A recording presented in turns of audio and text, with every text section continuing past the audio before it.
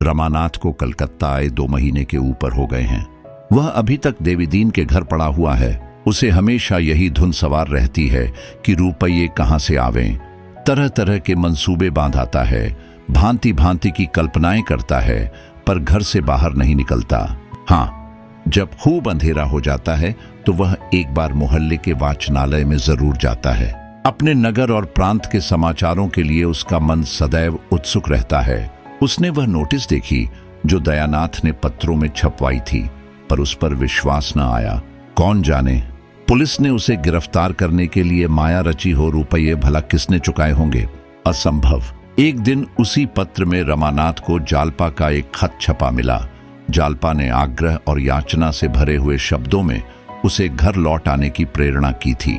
उसने लिखा था, तुम्हारे जिम्मे किसी का कुछ बाकी नहीं है, कोई तुमसे कुछ न कहेगा। रमा का मन चंचल हो उठा, लेकिन तुरंत ही उसे ख्याल आया, यह भी पुलिस की शरारत होगी। जालपा ने यह पत्र लिखा, इसका क्या प्रमाण है? अगर यह भी मान लिया जाए कि रुपये घर वालों ने अदा कर दिए होंगे, तो क्या इस दशा में भी वह घर जा सकता है? शहर भर में उसकी बदनामी हो ही गई होगी, पुलिस में इत्तला की ही जा चुकी होगी। उसने निश्चय किया कि मैं नहीं जाऊंगा जब तक कम से कम 5,000 रुपये हाथ में न हो जाएंगे। घर जाने का नाम न लूंगा, और रुपये नहीं दिए गए, पुलिस मेरी खोज में है तो कभी घर न जाऊंगा। कभी नहीं। देवीदीन के घर में 2 कोठरियां थीं और सामने एक बरामदा था। बरामदे में दुकान थी, एक कोठरी में खाना बनता था, दूसरी कोठरी में बर्तन भांडे रखे हुए थे। ऊपर एक कोठरी थी और छोटी सी खुली हुई छत रमा इसी ऊपर के हिस्से में रहता था। देवीदीन के रहने, सोने, बैठने का कोई विशेष स्थान न था। रात को दुकान बढ़ाने के बाद वही बरामदा शयन गृह बन जाता था। दोनों वहीं पड़े रहते थे। देवीदीन का काम चिलम पीना और दिन भर गप्पे लड़ाना था। दुकान का सारा काम बुढ़िया करती थी। मंडी जाकर माल लाना, स्टेशन से माल भेजना या लेना, ये सब भी वही कर लेती थी। देवीदीन ग्राहकों को पहचानता तक न था, थोड़ी सी हिंदी जानता था। बैठा बैठा रामायण, तोता मैना, रामलीला या माता मरियम की कहानी पढ़ा करता। जब से रमा आ गया है, बुढ़े को अंग्रेजी पढ़ने का शौक हो गया है। सवेरे ही प्राइमर लाकर बैठ जाता है और 9-10 बजे तक अक्षर पढ़ता रहता है। बीच बीच में लतीफे भी होते जाते हैं, जिनका देवीदीन के पास अखंड भंडार है। मगर जग्गो को रमा का आसन जमाना अच्छा नहीं लगता। वह उसे अपना मुनीम तो बनाए हुए है, हिसाब किताब उसी से लिखवाती है, पर इतने से काम के लिए वह एक आदमी रखना व्यर्थ समझती है। यह काम तो वह ग्राहकों से यूं ही करा लेती थी। उसे रमा का रहना खलता था, पर रमा इतना विनम्र, इतना सेवा तत्पर, इतना धर्मनिष्ठ है कि वह स्पष्ट रूप से कोई आपत्ति नहीं कर सकती। हाँ, दूसरों पर रखकर श्लेष रूप से उसे सुना सुनाकर दिल का गुब्बार निकालती रहती है। रमा ने अपने को ब्राह्मण कह रखा है और उसी धर्म का पालन करता है। ब्राह्मण और धर्मनिष्ठ बनकर वह दोनों प्राणियों का श्रद्धा पात्र बन सकता है। बुढ़िया के भाव और व्यवहार को वह खूब समझता है, पर करे क्या? बेहयाई करने पर मजबूर है। परिस्थिति ने उसके आत्मसम्मान का अपहरण कर डाला है। एक दिन रमानाथ वाचनालय में बैठा हुआ पत्र पढ़ रहा था कि एकाएक उसे रतन दिखाई पड़ गई। उसके अंदाज से मालूम होता था कि वह किसी को खोज रही है। 20 आदमी बैठे पुस्तकें और पत्र पढ़ रहे थे। रमा की छाती धक धक करने लगी। वह रतन की आंखें बचाकर सिर झुकाए हुए कमरे से निकल गया और पीछे के अंधेरे बरामदे में, जहां पुराने टूटे फटे संदूक और कुर्सियां पड़ी हुई थीं, छिपा खड़ा रहा। रतन से मिलने और घर के समाचार पूछने के लिए उसकी आत्मा तड़प रही थी, पर मारे संकोच के सामने न आ सकता था। कितनी बातें पूछने की थीं, पर उनमें मुख्य यही थी कि जालपा के विचार उसके विषय में क्या हैं। उसकी निष्ठुरता पर रोती तो नहीं है, उसकी उद्दंडता पर क्षुब्धा तो नहीं है, उसे धूर्त और बेईमान तो नहीं समझ रही है, दुबली तो नहीं हो गई है। और लोगों के क्या भाव हैं, क्या घर की तलाशी हुई, मुकदमा चला, ऐसी ही हजारों बातें जानने के लिए वह विकल हो रहा था, पर मुंह कैसे दिखाए। वह झांक झांक कर देखता रहा। जब रतन चली गई, मोटर चल दिया, तब उसकी जान में जान आई। उसी दिन से 1 सप्ताह तक वह वाचनालय न गया, घर से निकला तक नहीं। कभी कभी पड़े पड़े रमा का जी ऐसा घबराता कि पुलिस में जाकर सारी कथा कह सुनाए। जो कुछ होना है हो जाए। 1-2 साल की कैद इस आजीवन कारावास से तो अच्छी ही है।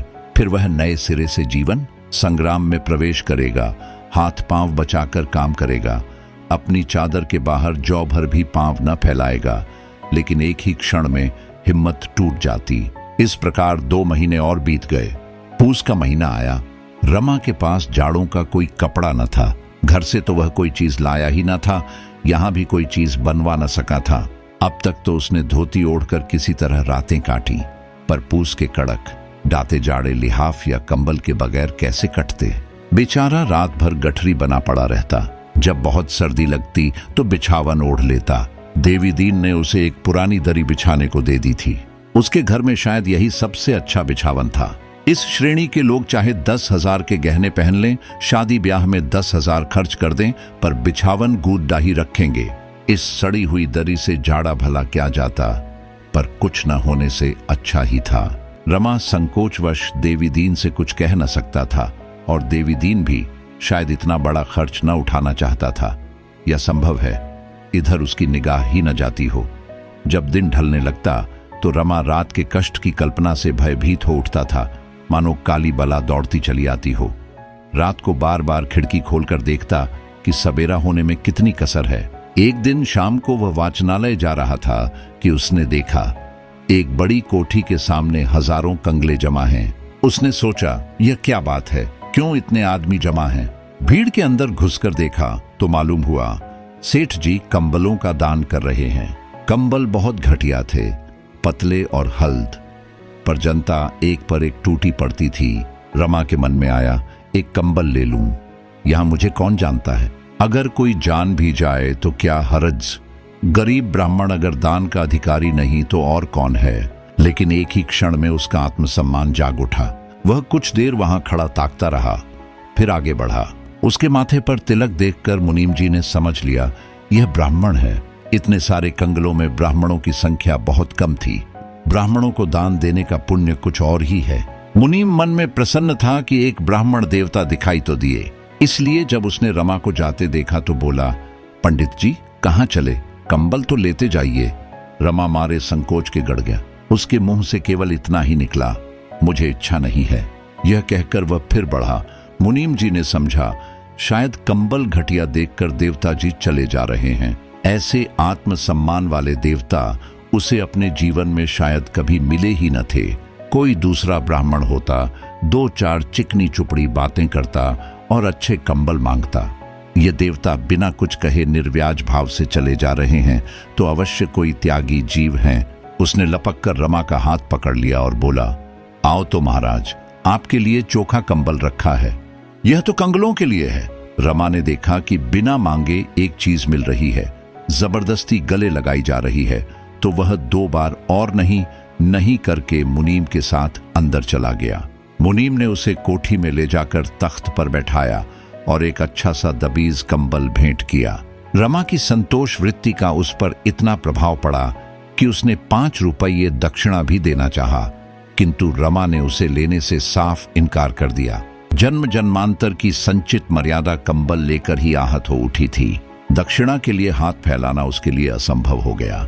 मुनीम ने चकित होकर कहा, आप यह भेंट न स्वीकार करेंगे तो सेठ जी को बड़ा दुख होगा। रमा ने विरक्त होकर कहा, आपके आग्रह से मैंने कंबल ले लिया, पर दक्षिणा नहीं ले सकता। मुझे धन की आवश्यकता नहीं। जिस सज्जन के घर टिका हुआ हूं वह मुझे भोजन देते हैं, और मुझे लेकर क्या करना है। सेठ जी मानेंगे नहीं। आप मेरी ओर से क्षमा मांग लीजिएगा। आपके त्याग को धन्य है।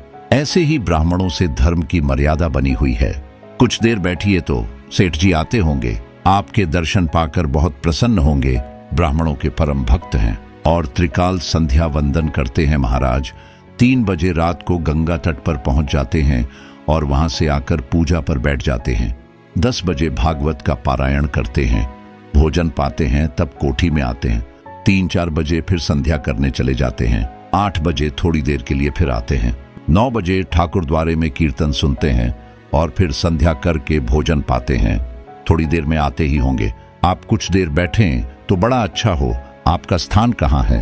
रमा ने प्रयाग न बताकर काशी बतलाया। इस पर मुनीम जी का आग्रह और बढ़ा, पर रमा को यह शंका हो रही थी कि कहीं सेठ जी ने कोई धार्मिक प्रसंग छेड़ दिया तो सारी कलई खुल जाएगी।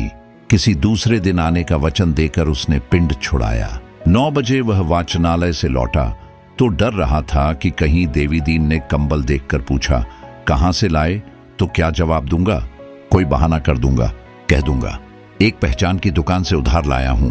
देवी दीन ने कंबल देखते ही पूछा, सेठ करोड़ीमल के यहां पहुंच गए क्या महाराज? रमा ने पूछा। कौन सेठ करोड़ीमल? अरे वही जिसकी वह बड़ी लाल कोठी है। रमा कोई बहाना न कर सका, बोला, हाँ मुनीम जी ने पिंड ही न छोड़ा। बड़ा धर्मात्मा जीव है, देवी दीन ने मुस्कुराकर कहा। बड़ा धर्मात्मा? उसी के थामे तो यह धरती थमी है, नहीं तो अब तक मिट गई होती। रमानाथ, काम तो धर्मात्माओं ही के करता है, मन का हाल ईश्वर जाने। जो सारे दिन पूजा पाठ और दान व्रत में लगा रहे उसे धर्मात्मा नहीं तो और क्या कहा जाए। देवी दीन उसे पापी कहना चाहिए, महापापी। दया तो उसके पास से होकर भी नहीं निकली। उसकी झूठ की मिल है। मजूरों के साथ जितनी निर्दयता इसकी मिल में होती है और कहीं नहीं होती। आदमियों को हंटरों से पिटवाता है, हंटरों से चर्बी मिला घी बेचकर इसने लाखों कमा लिए। कोई नौकर 1 मिनट की भी देर करे तो तुरंत तलब काट लेता है। अगर साल में 2-4 हजार दान न कर दे तो पाप का धन पचे कैसे? धर्म कर्म वाले ब्राह्मण तो उसके द्वार पर झांकते भी नहीं। तुम्हारे सिवा वहां कोई पंडित था? रमा ने सिर हिलाया। कोई जाता ही नहीं। हाँ, लोभी लंपट पहुंच जाते हैं। जितने पुजारी देखे सबको पत्थर ही पाया। पत्थर पूजते पूजते इनके दिल भी पत्थर हो जाते हैं। इसके 3 तो बड़े बड़े धर्मशाले हैं, मुदा है पाखंडी। आदमी चाहे और कुछ न करे, मन में दया बनाए रखे, यही 100 धर्म का एक धर्म है। दिन की रखी हुई रोटियां खाकर जब रमा कंबल ओढ़ कर लेटा तो उसे बड़ी ग्लानि होने लगी। रिश्वत में उसने हजारों रुपये मारे थे, पर कभी एक क्षण के लिए भी उसे ग्लानि न आई थी। रिश्वत बुद्धि से, कौशल से, पुरुषार्थ से मिलती है। दान पौरुषहीन, कर्महीन या पाखंडियों का आधार है। वह सोच रहा था, मैं अब इतना दीन हूं कि भोजन और वस्त्र के लिए मुझे दान लेना पड़ता है। वह देवी दीन के घर 2 महीने से पड़ा हुआ था, पर देवी दीन उसे भिक्षुक नहीं मेहमान समझता था। उसके मन में कभी दान का भाव आया ही न था। रमा के मन में ऐसा उद्वेग उठा कि इसी दम थाने में जाकर अपना सारा वृत्तांत कह सुनाए। यही न होगा, 2-3 साल की सजा हो जाएगी, फिर तो यों प्राण सूली पर न टंगे रहेंगे। कहीं डूब ही क्यों न मईम। इस तरह जीने से फायदा ही क्या? न घर का हूं न घाट का। दूसरों का भार तो क्या उठाऊंगा, अपने ही लिए दूसरों का मुंह ताकता हूं। इस जीवन से किसका उपकार हो रहा है? धिक्कार है मेरे जीने को। रमा ने निश्चय किया, कल नित्य शंख होकर काम की टोह में निकलूंगा। जो कुछ होना है हो। 26। अभी रमा मुंह हाथ धो रहा था कि देवी दीन प्राइमर लेकर आ पहुंचा और बोला, भैया यह तुम्हारी अंग्रेजी बड़ी विकट है। SIR सर होता है तो PIT पिट क्यों हो जाता है? BUT बट है, लेकिन PUT पुट क्यों होता है? तुम्हें भी बड़ी कठिन लगती होगी। रमा ने मुस्कुराकर कहा, पहले तो कठिन लगती थी, पर अब तो आसान मालूम होती है। देवी दीन, जिस दिन पराइमर खत्म होगी महावीर जी को 1.25 सेर लड्डू चढ़ाऊंगा। पराइमर का मतलब है पराई स्त्री मर जाए। मैं कहता हूं हमारी मर, पराई के मरने से हमें क्या सुख? तुम्हारे बाल बच्चे तो है ना भैया? रमा ने इस भाव से कहा, मानो हैं, पर न होने के बराबर हैं। हाँ हैं तो कोई चिट्ठी छपाती आई थी ना, और न तुमने लिखी। अरे 3 महीने से कोई चिट्ठी ही नहीं भेजी। घबराते ना होंगे लोग? जब तक यहां कोई ठिकाना न लग जाए क्या पत्र लिखूं? अरे भले आदमी, इतना तो लिख दो कि मैं यहां कुशल से हूं। घर से भाग आए थे, उन लोगों को कितनी चिंता हो रही होगी। माँ बाप तो है ना? हाँ हैं तो, देवी दीन ने गिड़गिड़ाकर कहा। तो भैया आज ही चिट्ठी डाल दो, मेरी बात मानो। रमा ने अब तक अपना हाल छिपाया था। उसके मन में कितनी ही बार इच्छा हुई कि देवी दीन से कह दूं, पर बात होठों तक आकर रुक जाती थी। वह देवी दीन के मुंह से आलोचना सुनना चाहता था। वह जानना चाहता था कि यह क्या सलाह देता है। इस समय देवी दीन के सद्भाव ने उसे पराभूत कर दिया। बोला, मैं घर से भाग आया हूं दादा। देवी दीन ने मूंछों में मुस्कुराकर कहा, यह तो मैं जानता हूं। क्या बाप से लड़ाई हो गई? नहीं। माँ ने कुछ कहा होगा? यह भी नहीं। तो फिर घरवाली से ठन गई होगी। वह कहती होगी मैं अलग रहूंगी।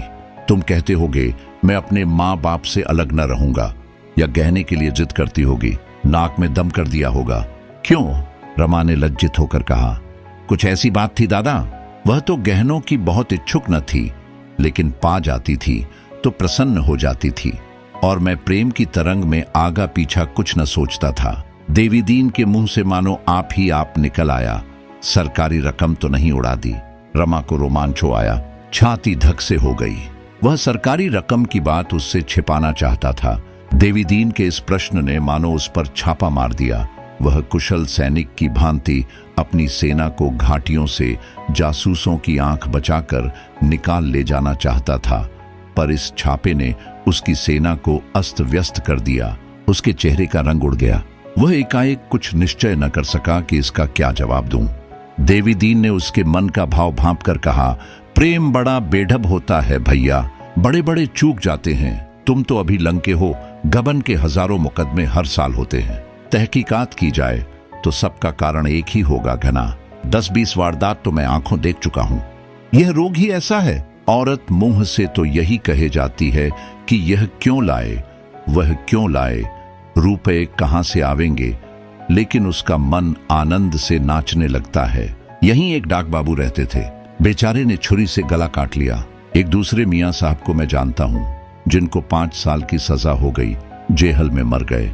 एक तीसरे पंडित जी को जानता हूं, जिन्होंने अफीम खाकर जान दे दी। बुरा रोग है। दूसरों को क्या कहूं, मैं ही 3 साल की सजा काट चुका हूं। जवानी की बात है। जब इस बुढ़िया पर जोबन था, ताकती थी तो मानो कलेजे पर तीर चला देती थी। मैं डाकिया था, मनी ऑर्डर तकसीम किया करता था। यह कानों के झुमकों के लिए जान खा रही थी। कहती थी सोने ही के लूंगी। इसका बाप चौधरी था, मेवे की दुकान थी। मिजाज बढ़ा हुआ था। मुझ पर प्रेम का नशा छाया हुआ था। अपनी आमदनी की डींगे मारता रहता था।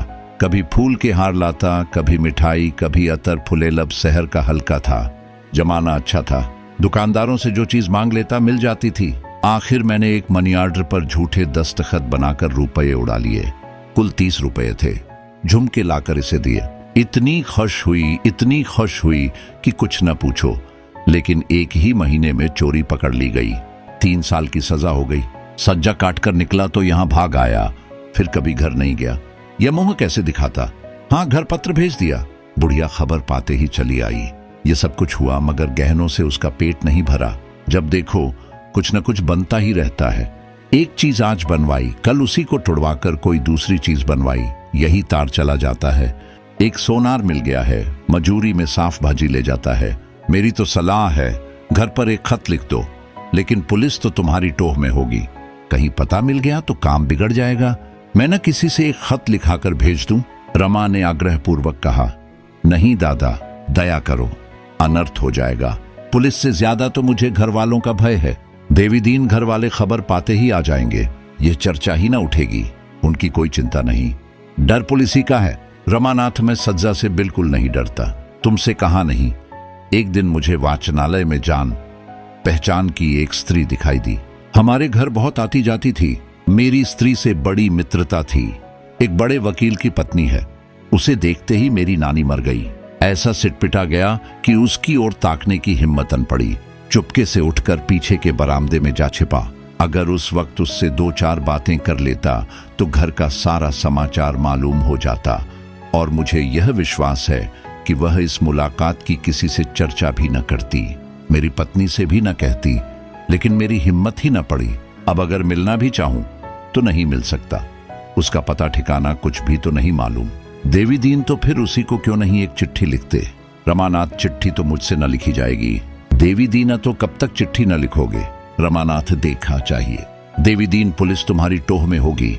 देवीदीन चिंता में डूब गया। रमा को भ्रम हुआ, शायद पुलिस का भय इसे चिंतित कर रहा है। बोला, हाँ, इसकी शंका मुझे हमेशा बनी रहती है। तुम देखते हो, मैं दिन को बहुत कम घर से निकलता हूं, लेकिन मैं तुम्हें अपने साथ नहीं घसीटना चाहता। मैं तो जाऊंगा ही, तुम्हें क्यों उलझन में डालूं? सोचता हूं कहीं और चला जाऊं, किसी ऐसे गांव में जाकर रहूं जहां पुलिस की गंध भी ना हो। देवीदीन ने गर्व से सिर उठाकर कहा, मेरे बारे में तुम कुछ चिंता न करो भैया। यहां पुलिस से डरने वाले नहीं हैं। किसी परदेशी को अपने घर ठहराना पाप नहीं है। हमें क्या मालूम किसके पीछे पुलिस है? यह पुलिस का काम है, पुलिस जाने। मैं पुलिस का मुखबिर नहीं, जासूस नहीं, गोइंदा नहीं। तुम अपने को बचाए रहो, देखो भगवान क्या करते हैं। हाँ, कहीं बुढ़िया से न कह देना, नहीं तो उसके पेट में पानी न पचेगा। दोनों एक क्षण चुपचाप बैठे रहे। दोनों इस प्रसंग को इस समय बंद कर देना चाहते थे। सहसा देवी दीन ने कहा, क्यों भैया, कहो तो मैं तुम्हारे घर चला जाऊं। किसी को कानों कान खबर न होगी। मैं इधर उधर से सारा ब्यौरा पूछाऊंगा, तुम्हारे पिता से मिलूंगा, तुम्हारी माता को समझाऊंगा, तुम्हारी घरवाली से बातचीत करूंगा, फिर जैसा उचित जान पड़े वैसा करना। रमा ने मन ही मन प्रसन्न होकर कहा, लेकिन कैसे पूछोगे दादा, लोग कहेंगे ना कि तुमसे इन बातों से क्या मतलब। देवी दीन ने ठट्ठा मारकर कहा, भैया इससे सहज तो कोई काम ही नहीं। एक जनेऊ गले में डाला और ब्राह्मण बन गए। फिर चाहे हाथ देखो, चाहे कुंडली बांचो, चाहे सगुन विचारो, सब कुछ कर सकते हो। बुढ़िया भिक्षा लेकर आवेगी, उसे देखते ही कहूंगा, माता तेरे को पुत्र के परदेश जाने का बड़ा कष्ट है, क्या तेरा कोई पुत्र विदेश गया है। इतना सुनते ही घर भर के लोग आ जाएंगे। वह भी आवेगी, उसका हाथ देखूंगा।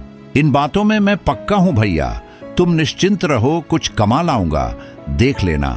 माघ मेला भी होगा, स्नान करता आऊंगा। रमा की आंखें मनोल्लास से चमक उठी।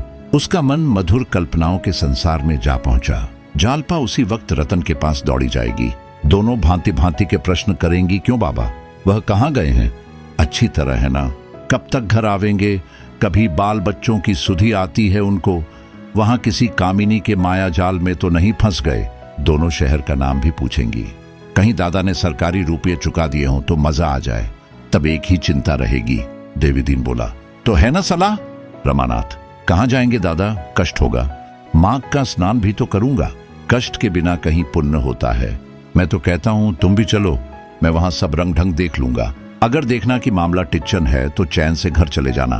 कोई खटका मालूम हो तो मेरे साथ ही लौट आना। रमा ने हंसकर कहा, कहाँ की बात करते हो दादा, मैं यूं कभी न जाऊंगा। स्टेशन पर उतरते ही कहीं पुलिस का सिपाही पकड़ ले तो बस। देवी दीन ने गंभीर होकर कहा, सिपाही क्या पकड़ लेगा, दिल लगी है।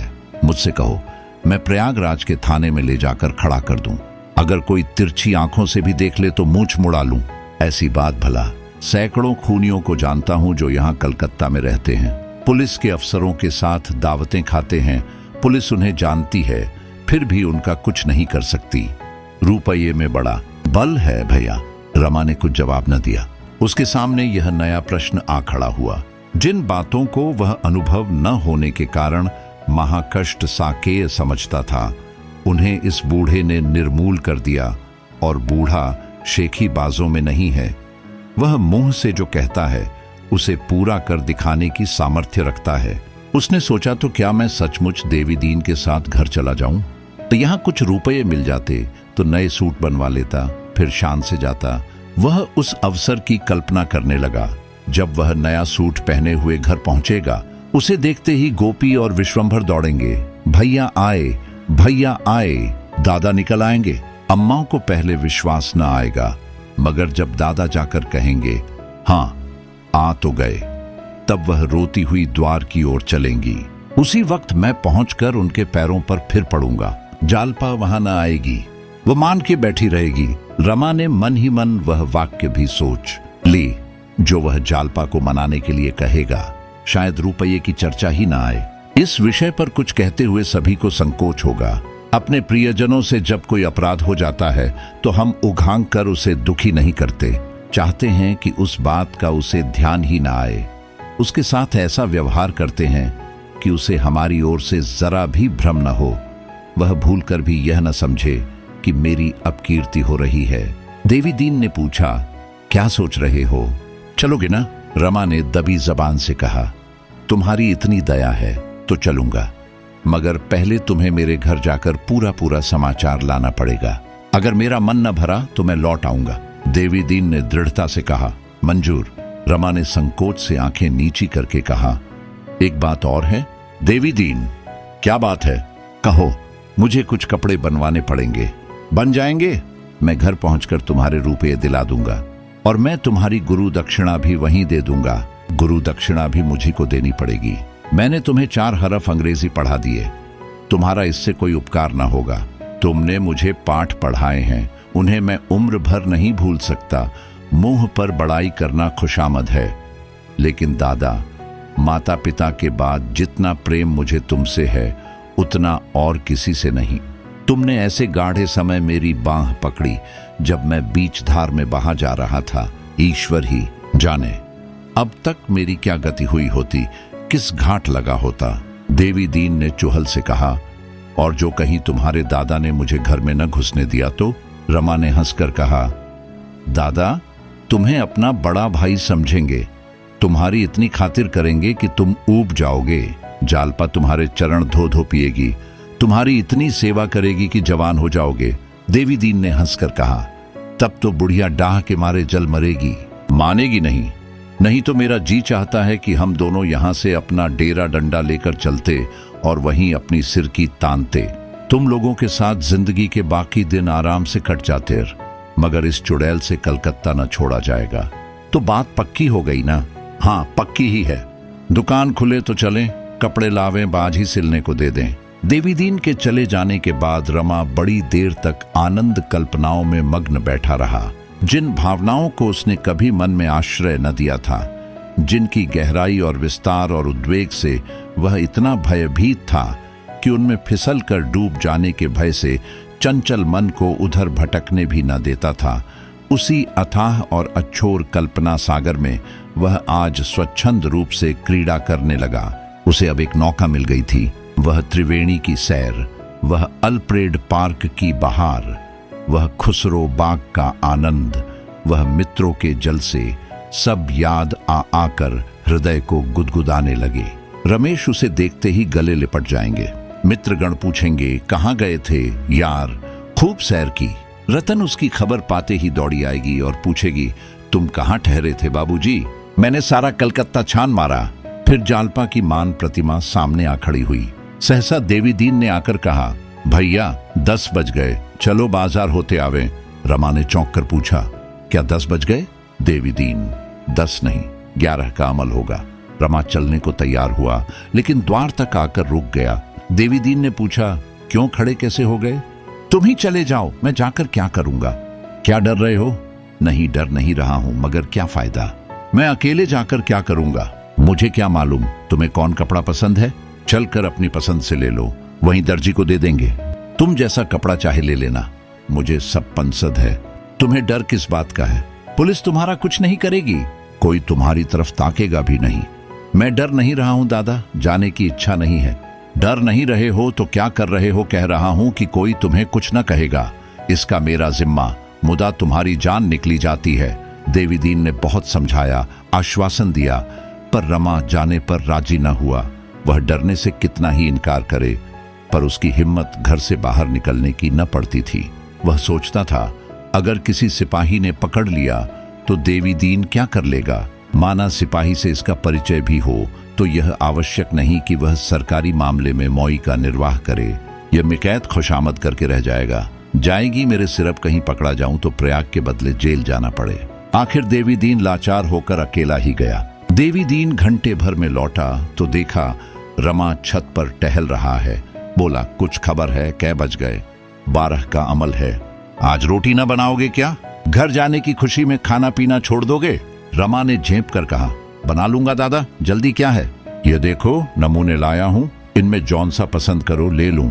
यह कहकर देवी दीन ने ऊनी और रेशमी कपड़ों के सैकड़ों नमूने निकाल कर रख दिए। 5-6 रुपए गज से कम का कोई कपड़ा न था। रमा ने नमूनों को उलट पलट कर देखा और बोला, इतने महंगे कपड़े क्यों लाए दादा? और सस्ते न थे? सस्ते थे, मुदा विलायती थे। तुम विलायती कपड़े नहीं पहनते? इधर 20 साल से तो नहीं लिए, उधर की बात नहीं कहता, कुछ बेसी दाम लग जाता है, पर रुपया तो देसी में रह जाता है। रमा ने लजाते हुए कहा, तुम नियम के बड़े पक्के हो दादा। देवी दीन की मुद्रा सहसा तेजवान हो गई। उसकी बुझी हुई आंखें चमक उठी, देह की नसें तन गई। अकड़ कर बोला, जिस देश में रहते हैं, जिसका अन्न जल खाते हैं, उसके लिए इतना भी न करें तो जीने को धिक्कार है। 2 जवान बेटे इसी सुदेशी की भेंट कर चुका हूं भैया। ऐसे ऐसे पट्टे थे कि तुमसे क्या कहें। दोनों विदेशी कपड़ों की दुकान पर तैनात थे। क्या मजाल थी कोई ग्राहक दुकान पर आ जाए। हाथ जोड़कर, घिघियाकर, धमकाकर, लजवाकर सबको उधर लेते थे। बजाजे में सीआर लौटने लगे। सबों ने जाकर कमिश्नर से फरियाद की। सुनकर आग हो गया। 20 ग्वाजी गोरे भेजे कि अभी जाकर बाजार से पहरे उठा दो। गोरों ने दोनों भाइयों से कहा, यहां से चले जाओ। मुदा वह अपनी जगह से जौ भर न हिले। भीड़ लग गई। गोरे उन पर घोड़े चढ़ा लाते थे, पर दोनों चट्टान की तरह डटे खड़े थे। आखिर जब इस तरह कुछ बस न चला तो सबों ने डंडों से पीटना शुरू किया। दोनों वीर डंडे खाते थे, पर जगह से न हिलते थे। जब बड़ा भाई फिर पड़ा तो छोटा उसकी जगह पर आ खड़ा हुआ। अगर दोनों अपने डंडे संभाल लेते तो भैया उन 20 को मार भगाते यार, लेकिन हाथ उठाना तो बड़ी बात है, सिर तक न उठाया। अंत में छोटा भी वहीं फिर पड़ा। दोनों को लोगों ने उठाकर अस्पताल भेजा। उसी रात को दोनों सिधार गए। तुम्हारे चरण छूकर कहता हूं भैया, उस बखत ऐसा जान पड़ता था कि मेरी छाती गज भर की हो गई है। पांव जमीन पर न पड़ते थे। यही उमंग आती थी कि भगवान ने औरों को पहले न उठा लिया होता तो इस समय उन्हें भी भेज देता। जब अर्थी चली है तो 1 लाख आदमी साथ थे। बेटों को गंगा में सौंपकर मैं सीधे बजाजे पहुंचा और उसी जगह खड़ा हुआ जहां दोनों वीरों की लहास गिरी थी। गाहक के नाम चिड़िए का पूत तक न दिखाई दिया। 8 दिन वहां से हिला तक नहीं। बस भोर के समय आधा घंटे के लिए घर आता था और नहा धोकर कुछ जलपान करके चला जाता था। 9वें दिन दुकानदारों ने कसम खाई कि विलायती कपड़े अब न मंगावेंगे। तब पहरे उठा लिए गए। तब से विदेशी दियासलाई तक घर में नहीं लाया। रमा ने सच्चे दिल से कहा, दादा तुम सच्चे वीर हो। और वे दोनों लड़के भी सच्चे योद्धा थे। तुम्हारे दर्शनों से आंखें पवित्र होती हैं। देवी दीन ने इस भाव से देखा मानो इस बड़ाई को वह बिल्कुल अतिशयोक्ति नहीं समझता। शहीदों की शान से बोला, इन बड़े बड़े आदमियों के किए कुछ ना होगा। इन्हें बस रोना आता है।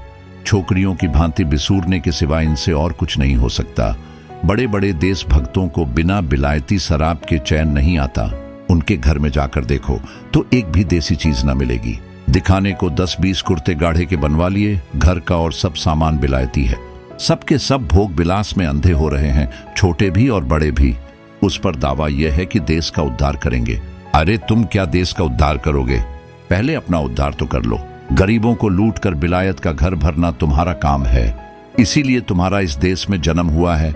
हाँ, रोए जाओ, बिलायती शराबें उड़ाओ, बिलायती मोटरें दौड़ाओ, बिलायती मुरब्बे और अचार चखो, बिलायती बर्तनों में खाओ, बिलायती दवाइयां पियो, पर देश के नाम को रोए जाओ।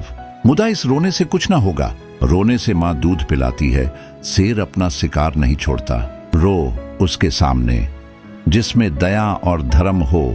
तुम धमकाकर ही क्या कर लोगे? जिस धमकी में कुछ दम नहीं है, उस धमकी की परवाह कौन करता है? एक बार यहाँ एक बड़ा भारी जलसा हुआ। एक साहब बहादुर खड़े होकर खूब उछले यदे। जब वह नीचे आए तब मैंने उनसे पूछा, साहब सच बताओ, जब तुम स्वराज का नाम लेते हो तो उसका कौन सा रूप तुम्हारी आंखों के सामने आता है? तुम भी बड़ी बड़ी तलब लोगे, तुम भी अंग्रेजों की तरह बंगलों में रहोगे, पहाड़ों की हवा खाओगे, अंग्रेजी ठाठ बनाए घूमोगे। इस स्वराज से देश का क्या कल्याण होगा? तुम्हारी और तुम्हारे भाई बंदों की जिंदगी भले आराम और ठाठ से गुजरे, पर देश का तो कोई भला न होगा। बस बगलें झांकने लगे। तुम दिन में 5 बेर खाना चाहते हो, और वह भी बढ़िया माल। गरीब किसान को 1 जून सूखा चबेना भी नहीं मिलता। उसी का रक्त चूसकर तो सरकार तुम्हें हुपरे देती है। तुम्हारा ध्यान कभी उनकी ओर जाता है? अभी तुम्हारा राज नहीं है, तब तो तुम भोग विलास पर इतना मरते हो। जब तुम्हारा राज हो जाएगा तब तो तुम गरीबों को पीस कर पी जाओगे। रमा भद्र समाज पर यह आक्षेप न सुन सका। आखिर वह भी तो भद्र समाज का ही एक अंग था। बोला, यह बात तो नहीं है दादा कि पढ़े लिखे लोग किसानों का ध्यान नहीं करते। उनमें से कितने ही खुद किसान थे या हैं। उन्हें अगर विश्वास हो जाए कि हमारे कष्ट उठाने से किसानों का कोई उपकार होगा और जो बचत होगी वह किसानों के लिए खर्च की जाएगी, तो वह खुशी से कम वेतन पर काम करेंगे। लेकिन जब वह देखते हैं कि बचत दूसरे हड़प जाते हैं, तो वह सोचते हैं अगर दूसरों को ही खाना है तो हम क्यों न खाएं। देवी दीन तो स्वराज मिलने पर 10-10, 5-5 हजार के अफसर नहीं रहेंगे, वकीलों की लूट नहीं रहेगी, पुलिस की लूट बंद हो जाएगी। एक क्षण के लिए रमा सिटपिटा गया। इस विषय में उसने खुद कभी विचार न किया था, मगर तुरंत ही उसे जवाब सूझ गया। बोला, दादा, तब तो सभी काम बहुमत से होगा। अगर बहुमत कहेगा कि कर्मचारियों के वेतन घटा दिए जाएं, तो घट जाएंगे। देहातों के संगठनों के लिए भी बहुमत जितने रुपये मांगेगा मिल जाएंगे। कुंजी बहुमत के हाथ में रहेगी और अभी 10-5 बरस चाहे न हो, लेकिन आगे चलकर बहुमत किसानों और मजूरों ही का हो जाएगा। देवी दीन ने मुस्कुराकर कहा, भैया, तुम भी इन बातों को समझते हो, यही मैंने भी सोचा था। भगवान करे कुछ दिन और जीऊं। मेरा पहला सवाल यह होगा कि विलायती चीजों पर दोगुना महसूल लगाया जाए और मोटरों पर चौगुना। अच्छा, अब भोजन बनाओ, सांझ को चलकर कपड़े दर्जी को दे देंगे। मैं भी जब तक खा लूं। शाम को देवी दीन ने आकर कहा, चलो भैया, अब तो अंधेरा हो गया। रमा सिर पर हाथ धरे बैठा हुआ था, मुख पर उदासी छाई हुई थी। बोला, दादा, मैं घर न जाऊंगा। देवी दीन ने चकित होकर पूछा, क्यों, क्या बात हुई? रमा की आंखें सजल हो गई। बोला, कौन सा मुंह लेकर जाऊं दादा, मुझे तो डूब मरना चाहिए था। यह कहते कहते वह खुलकर रो पड़ा। वह वेदना जो अब तक मूर्छित पड़ी थी, शीतल जल के यह छींटे पाकर सचेत हो गई और उसके क्रंदन ने रमा के सारे अस्तित्व को जैसे छेद डाला। इसी क्रंदन के भय से वह उसे छेड़ता न था, उसे सचेत करने की चेष्टा न करता था। संयत विस्मृति से उसे अचेत ही रखना चाहता था, मानो कोई दुध्यखिनी माता अपने बालक को इसलिए जगाते डरती हो कि वह तुरंत खाने को मांगने लगेगा।